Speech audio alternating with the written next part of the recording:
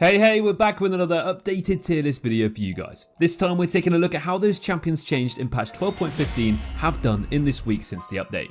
Now, not too many changes in the tier list from last week, but definitely some interesting results after last week's buffs and nerfs. Before we get into the video, don't forget to click the link in the description and see the full low and high elo tier list for yourself and all of our other in-depth content for each and every champion, like short video guides, common demonstrations, counter tips and advice, and plenty more. So as always, we're going to start off in the top lane, and in the God tier we still have Darius and Shen. In the S tier we have Poppy, Garen, Wukong, Ornn, Mordekaiser, Olaf, Aatrox, Singed and Sejuani. Yes, Singed and Sejuani both move up to the S tier, and Kayle and Trundle move back into the A tier. Set falls down from A to B. Singed was the champion most affected by patch 12.15's buffs. This champion has been up and down like a yo-yo this season, and when he's strong he's absolutely everywhere, and when he's weak he just feels a bit average. Well, this patch has actually made him a little bit broken again, and those buffs didn't sound too scary, but it's insane just how much impact they've actually made. Singed's win rate has jumped up by around 4 to 5% across all ranks, and now he's sitting at around a 53 to 54% win rate. He's jumped straight from the B tier all the way up to the S tier, and we could probably expect some nerfs sometime soon, as these numbers are usually the numbers that force Riot to make some changes.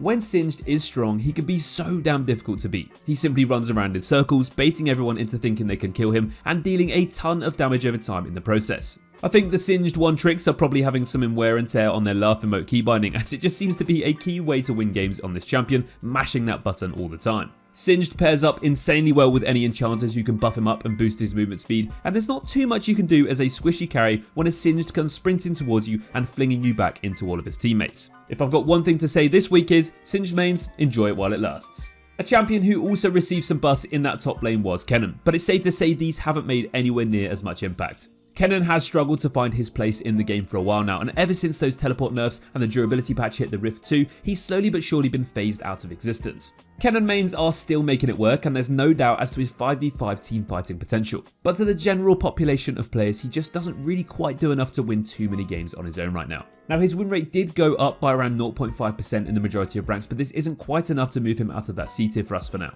We are by no means saying that you shouldn't be playing Kennen, as he'll always have those big pop-off games and always be great in games more focused on team play, but for solo queue right now he just does fall a bit short. Gwen got nerfed yet again this patch, and it's amazing how hard this champion is to balance. When she gets fed, she can literally 1v9 like no other champion in the game. But due to this, and due to how ridiculously easily the top players can abuse her, she just seems to get nerfed time and time again.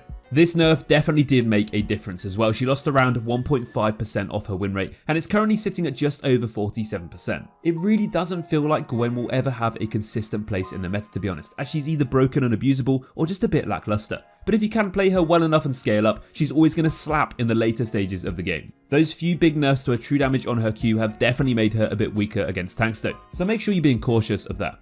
Moving down to the jungle now then, and in the God tier we have Fiddlesticks and Diana. In the S tier though we have Warwick, Zac, Trundle, Master Yi, Amumu, Rammus, Volibear, Rek'Sai and Kayn. Rek'Sai and Kayn both move up into that S tier now after really proving their power recently, and Evelynn makes a surprising reappearance into that B tier.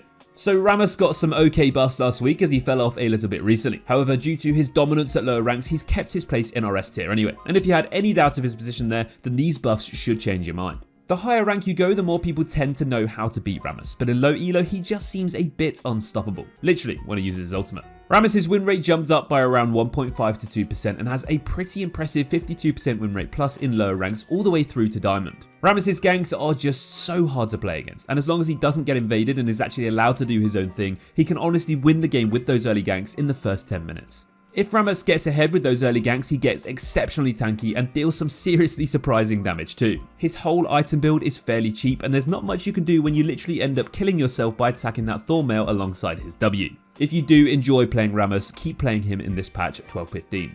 Lillia also got some buffs to her jungle clear last week, and they have made a bit of a difference. Her win rate improved by nearly 1%, and to be honest, despite a relatively unimpressive win rate, she still seems to be doing really well in the jungle, especially if you actually know how to play her properly and when to pick her into the right team comps. Lillia top lane is still doing very well too, but it's obvious Riot are trying to force her into that jungle where she belongs, without making her too broken in the solo lanes. Lillia's damage is a bit bonkers once she gets those few items, and due to that movement speed, her durable itemization and her tendency to build as Zhonya's, she can actually prove pretty damn difficult to shut down. The damage over time is one thing, but her burst windows with that WQ combo can also be super lethal. If you're a Lillia main at the moment, you're probably pretty happy. No one is banning it, the stacks don't look too scary, but she's definitely capable of solo carrying games in the right hands.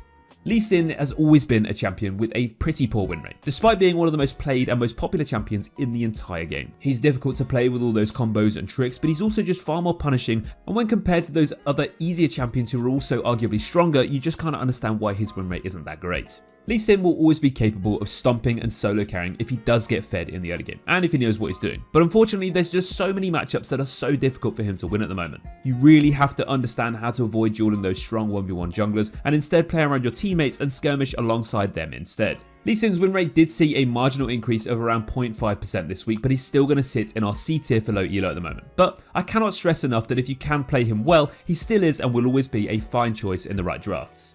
Master Yi got an incredibly small nerf last week, and it's made next to no difference whatsoever. Master Yi's win rate is still insanely impressive throughout the majority of ranks at the moment, and he's been in that list of champions who seem to be impossible to balance for quite a while. A few patches ago he was disgustingly OP, then hotfixed and completely useless, then broken again, and so on and so forth. Now some players wouldn't consider him too broken right now, but I think the win rate and his ever-present high ban rate would say otherwise. He's currently sitting at around a 53% win rate across the majority of ranks, so we could see another nerf for him sometime in the near future. Moving into that mid lane now then, and in the S tier we have Swain, Anivia, Vex, Ahri, Victor, Zilean, Diana, Sylas and Zed. Zed moves up from A to S, and Lux and Singed move into the A tier. So Zed has been the dark horse of this patch. The relatively minor buffs he got last week to the energy cost on his E and the mimic range on his W actually made a huge difference, and now he's up there with some of the best mid laners in the game. Zed has always been a pretty scary champion to play against in the right hands. He's literally built for flashy outplays and was one of the earliest champions in the game to introduce a pretty damn high skill ceiling. He has so much kill threat throughout games, especially on specific targets with that ultimate. It can be very tricky to get hold of with those shadows, especially now that his W has a limitless range. Zed has held a consistently high ban rate for such a long time, but right now it's even higher than normal when compared to his impressive win rate too. Zed's win rate is sitting at around 52% plus right now across the majority of ranks, so if you are a Zed enjoyer, I'm sure you've got a big smile on your face so far this patch. Well, when you can play him and he's not banned anyway. Akali was another one of the energy champions buff last week, and unfortunately for Akali though, these didn't make as much difference as you'd have hoped. Her win rate has not improved at all since these changes, but don't forget this could be because so many people are first timing her and not having a Scooby-Doo what they're actually doing. Riot buffed the energy regeneration on her W, but her damage is still the same, her cooldowns are all the same, and yeah, this one was definitely a bit more of a minor change compared to some of the others. Her win rate is still fairly unimpressive, but her ban rate demonstrates how hard this champion is to play against when she's being played by someone who actually knows what they're doing. One good thing to take from this though is that she's not going to get nerfed anytime soon, so if you are making Akali work in those solo queue games, keep doing it. Just not against me. Qiyana has been one of the most terrifying mid lane assassins to play against for pretty much this whole season. Even that huge durability patch couldn't do too much to her insane amount of kill pressure, and the fact that she just overkills you 99% of the time, meaning those little damage nerfs we've seen just don't make a difference. Well, this most recent nerf to her passive damage has without a doubt dented her success rate. She's dropped over 2.5% in her win rate this patch, and it's likely just because of how important that passive damage actually is. Especially in those trades and fights without your ultimate when you're just darting in and out of extended fights with those brush element Qs. Qiyana is super slippery and she can stay alive for so much longer than expected with that stealth, and now that that damage is lowered with that passive, she's really feeling the effects of it. I'm sure the one trick Qiyana's are still making her work, but for the general player base, she's definitely felt the effects of yet another nerf.